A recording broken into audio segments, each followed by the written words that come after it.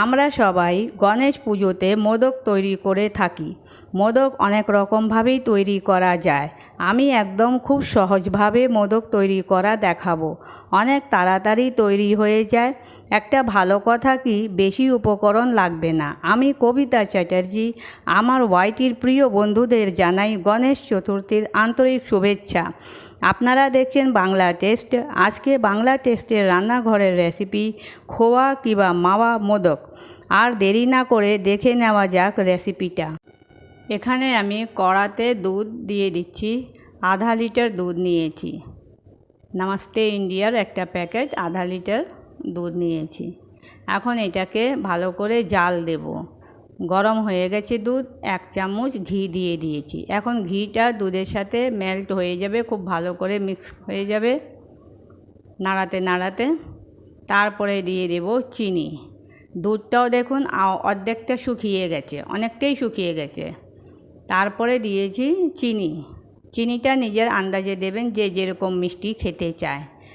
আমরা তো একটু কম মিষ্টি খাই, তাই এখানে দিচ্ছি 3টে এলাচ গুঁড়ো করে নিয়েছিলাম, ছোটো এলাচ। ওই এলাচের পাউডার দিয়ে দিয়েছি। এখন এটাকে লো টু মিডিয়াম ফ্লেমে নাড়াতে থাকবো আর দুধটা একদম শুকিয়ে যাবে। তারপরে দিয়ে দেব দুধের পাউডার, মিল্ক পাউডার। এই যে 1 বাটি মিল্ক পাউডার নিয়েছি আমি, ছোটো বাটি ওইটা, ছোটো বাটির 1 বাটি মিল্ক পাউডার নিয়েছি। এই যে দুধটাকে কন্টিনিউ নাড়াতে হবে, না হলে গুটলি পড়ে যাবে। নাড়াতে নাড়াতে একদম এটা শুকিয়ে যাবে আস্তে আস্তে। কোনো সময় লো টু মিডিয়াম, কোনো সময় একটু হাই, তারপরে আবার কোনো সময় লো, এরকম করে পুরোটা দুধটাকে আমি শুকিয়ে নেব। খোয়া তৈরি হয়ে যাবে, একটা মণ্ডর মতন তৈরি হবে। এই দেখুন কতটা শুকিয়ে গেছে, খুব সুন্দর দেখা যাচ্ছে।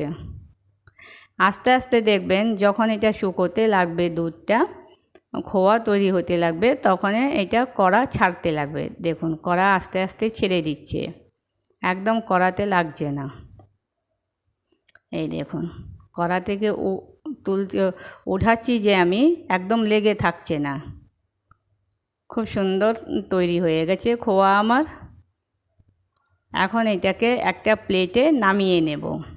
এই যে নামিয়ে নিয়েছি, ঠান্ডা হওয়ার পরে হাত দিয়ে একটু ডলে নিয়েছি।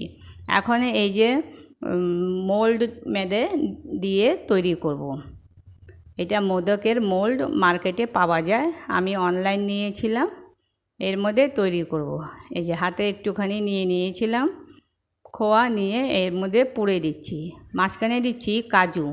কাজুটাকে একটু কুচি করে রেখে নিয়েছিলাম, কাজুর টুকরো দিয়ে দিলাম। তারপরে উপর থেকে আবার আর একটুখানি খোয়া দিয়ে মুখটা বন্ধ করে দিচ্ছি।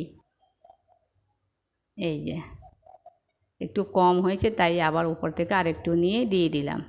খুব সুন্দর হয়েছে, দেখবেন। এখনই যখন বের করব আমি মোল্ডে থেকে বের করব মোদকটাকে, কত সুন্দর দেখা যাবে। এই দেখুন, দেখতে কত ভালো লাগছে না? এরকম সবগুলি তৈরি করে নেব।